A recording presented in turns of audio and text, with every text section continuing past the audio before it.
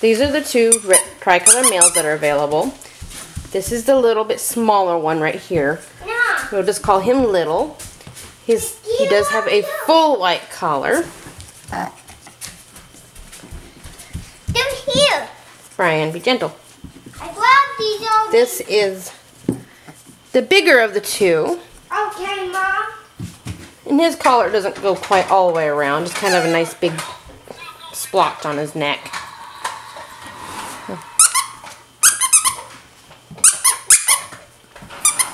That's his red brother, and this is, okay, the tricolor sister. That's Mr. Big. Brian, stop. No, Brian, not yet. Gone. Oh, I want. Later.